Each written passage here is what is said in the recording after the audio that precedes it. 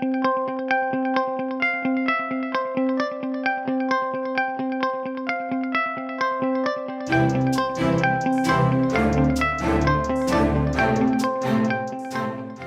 amazing. For value's sake, you can get a lot of space and retain a history and an appreciation of it.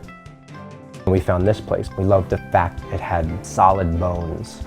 When it was built in 1904, it was a speakeasy for Yeah, Irish mill workers. It's a really great place to live. What's harder, raising two 4-year-olds or renovating a home? Oof. The hardest is doing both simultaneously. Yeah. Because kids need naps and renovations need noise.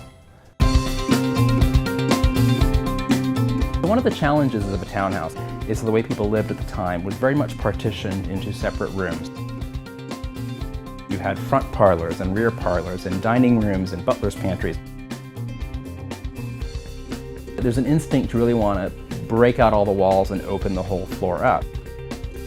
But of course, it can often feel like a bowling alley if you're not careful. So one of the things we did was make sure that we were always creating a sense of discrete rooms that flowed into each other, but they always have a little bit of a break between them. It's a very important thing to make sure the house still feels like it belongs, that we haven't done anything to it that makes it feel overly modernized. Neil and David collect art that's more mysterious and darker and moody, and so the house kind of reflects that vibe. We love collecting art. We've been doing it for about 9 years now. Before we were even laying anything out in the blueprints, we just made sure that there were spaces for these things that they had. There's a talking parrot, there's a few art pieces that are recessed into the wall that have boxes behind. When we were on our honeymoon in Barcelona, we passed by this crazy little shop that had all these amazingly weird things.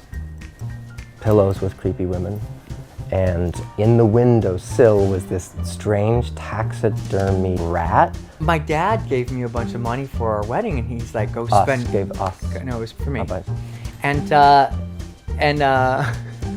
he said, go buy something in Barcelona with it. And so he chose that.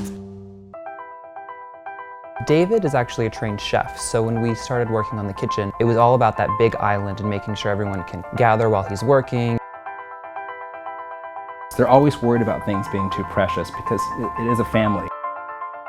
Neil requires everything to serve a purpose. It needs to function, and David is different and he just wants things to look nice. I really love this room. It feels homey, it's warm. We watch TV here, we hang out with the kids, we read books every night on this couch. Yeah, David wanted this room to feel kind of like an adventurer's club filled with stuff on the walls and oddities, which fits right into my world because I love magic and he likes taxidermy and I like sideshow carnival freaks. This room is awesome. Neil has a magic office, and in order to get into the magic office, you have to press a little button on a poster that pops open a poster that's hanging on the wall that reveals a door to go inside. At the front door of the house, we have an apothecary cabinet. We designed it to have secret compartments. When people are leaving, each person could pick a drawer and take something, whether it be like a 25-cent ring or a gift certificate or something. At the end of the day, kids can be crazy, but then they come and cuddle with you and it's all wonderful. And with renovation, it all can be crazy, and then at the end of the day, you're sent a bill and you have to sign a gigantic check. I think I like kids better.